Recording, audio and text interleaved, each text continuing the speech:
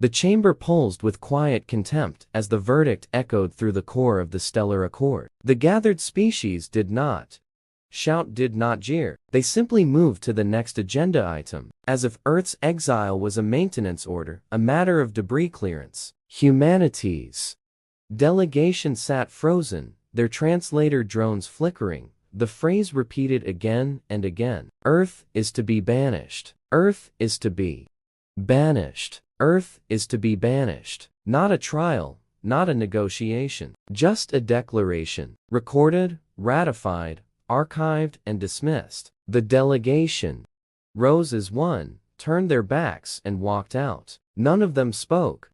Until they were already halfway to their cruiser, none of them looked back. The news burned across Earth like fire without fuel, all signal channels alight, all faces turned to the sky. Governments stumbled at first, asking what had gone wrong, who had offended whom, what law had been broken. But the answers were voids, hollow, like echoes in a derelict station. Earth had not failed to comply. Earth had not threatened. Earth had simply been deemed unworthy, unnecessary, loud, unsophisticated, and therefore excludable. What they called aggressive, we called passion. What they called chaos, we called possibility. What they feared, we wore as our second skin. And so Earth watched as its trade routes dimmed, its ambassadors recalled, its satellites ignored. And then Earth remembered itself and stood up. It did not come from any one government, nor any singular council. It was a movement, a breath, a pulse, in the veins of every human who still looked up at night and whispered, "If they do not want us, they shall not have us, but we will not stay here either." And so began the great dispersal. Not a scatter, not a panic, but a migration carved by hands that once built cities from ruins, oceans from stone, and silence into symphonies. The Earth Mother Project unfurled great steel arcs toward the stars. Colony ships born not in fear, but in fire. Nations pulled resources not for dominance, but departure. Orbital elevators ran without pause, and for once the world moved as one, not to escape, but to arrive somewhere else as someone else.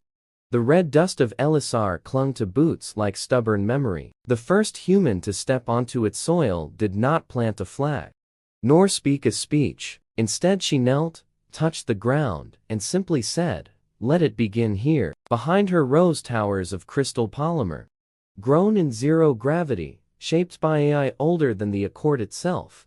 Children played where once terraformers had worked. Men and women grew food in vertical gardens suspended like chandeliers in the sky. And Elisar was only the beginning. The other colonies flourished like wildflowers at the edges of the stars. They did not ask permission. They did not wait for recognition. They built and lived and dreamed as if they were the first ever do so. The Accord did not speak of Earth anymore, but it watched the stars, where humans now walked, with unblinking, mechanical eyes. They saw the colonies thrive. They saw alliances form, with central approval, but through direct trade. Bold agreements, born in the back of shared labor and necessity. Humans were thriving, merely surviving. And that unsettled the cold halls of power. Because exile had not shattered Earth, it had unleashed it. And though the maps no longer included Sol, everyone still checked those charts the way one checks for a leak in a sealed hull, even when convinced it is not there. They were born with no memory of Earth, but they carried its music, its myths, its madness in their blood. They learned to speak in the binary tongues of AI and in the dialects of dust and radiation. They grew without borders, without histories, only stories, passed from ship to ship, from dome to dome. Stories of how a planet was told to die and chose instead to bloom. Their skin bore patterns from 10 worlds. Their tongues mixed languages like recipes, and they did not see exile. They saw inheritance no longer bound by the shame of being unwanted. They began to want more than survival. They began to reach back.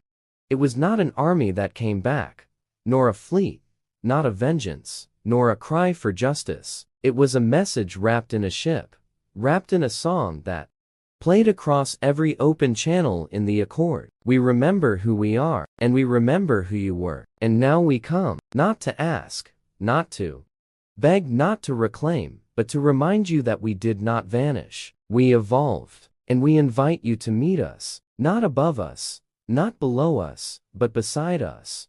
And the message ended, and silence followed, but not for long, because some listened and some answered, and some wept because the song was beautiful and it had no bitterness, only memory. There were those who voted for Earth's exile, who now lived with its echo, a galaxy reshaped by the absence of what it once dismissed. And there were those who rose in rebellion within the Accord itself, not to burn it down, but to rebuild it. And they found humanity, waiting not with weapons, but with open ports, open minds, open questions. And so the old ways cracked, not in war, but in wonder, because humanity had touched the stars, not as conquerors, but as curious pilgrims. And where once the Accord had ruled, now it reconsidered. Where once it dismissed, now it deliberated. And where once it dictated, now it asked. And this time, humanity answered.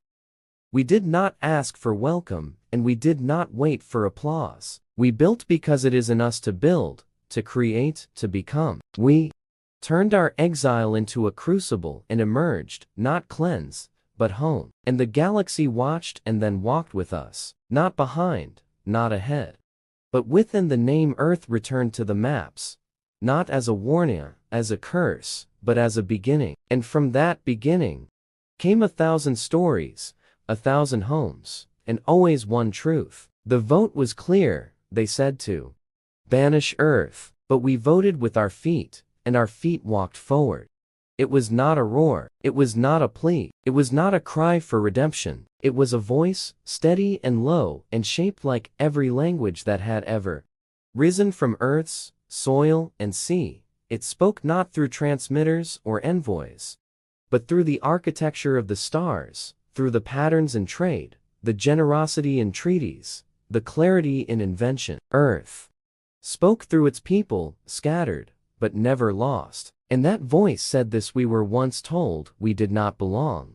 We were once cast aside as if potential could be measured in conformity. But now, we see we were never exiled. We were freed. The walls they built became our launchpads. The silence they gave us became our song. And now, we do not return. We do not conquer. We do not demand.